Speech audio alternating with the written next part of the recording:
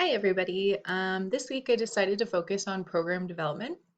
If any of you read my self-care tip this week, our jail actually had a COVID outbreak. So we have no inmates in the jail right now. Luckily, the social worker at the jail has found some stuff for me to do at home that I can accomplish without actually having to be at the jail. It kind of sucks, and I missed out on a few things like some classifications I could have sat in on, but we're managing COVID and trying to do the best we can so that we can go back to work soon. Um, but anyways, so she gave me this to update. So there's free Indigenous substance use treatments in Ontario. So she's just getting me to kind of update it, especially with COVID, like which places are still open, which places are accepting patients and clients again, and just going over like the details of each program and what programs would be best suited for the different inmates that we come across. There's also so that was Indigenous substance use treatment programs, and then there's ones that are just free drug and alcohol treatment programs that aren't specifically for Indigenous clients, but either can go.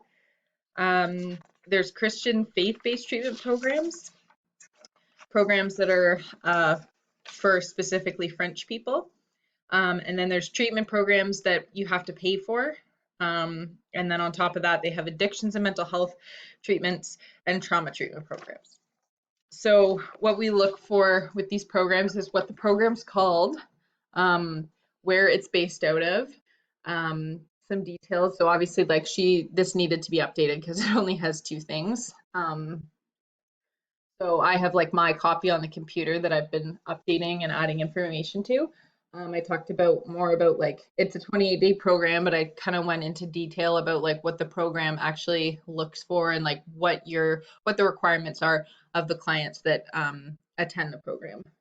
Um, for assessments, we're also looking for GAIN, which is it's global appraisal of individual needs. So it's just basically like an assessment tool to see what the client's goals, needs, and what they require before coming to the program that they're interested in, just to make sure it's a good fit.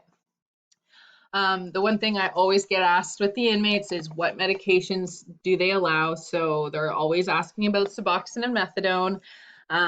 Most places do accept Suboxone, but not as much Methadone. I was told that that's because they don't want to be the ones having to um, do like hand out the Methadone because it's not just like a pill that is already like set up, I guess. And then a lot of the places, which is kind of unfortunate, don't want people that are coming right out of incarceration. They want all of the court dates, um, all of that stuff dealt with prior. So like you can't get out on bail and then go to one of these places. You'll have to wait until all of your sentencing and all of your charges have been dealt with.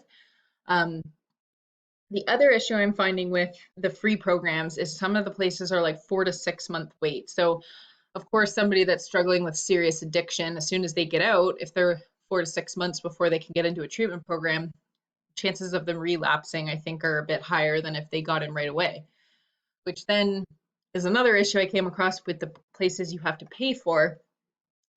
Most of those places are like 48-hour turnaround and they have a bed ready for you, but you're paying like $25,000 a month. So it kind of sucks that you basically get better programming if you're rich, and people that don't have money have to deal with like coming across barriers to get their treatment.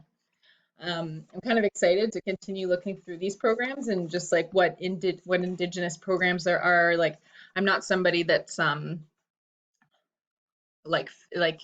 like a faith base, but I'm kind of interested to see what the Christian faith based treatment programs offer, and just to see like how they differ in programming and what to expect from them.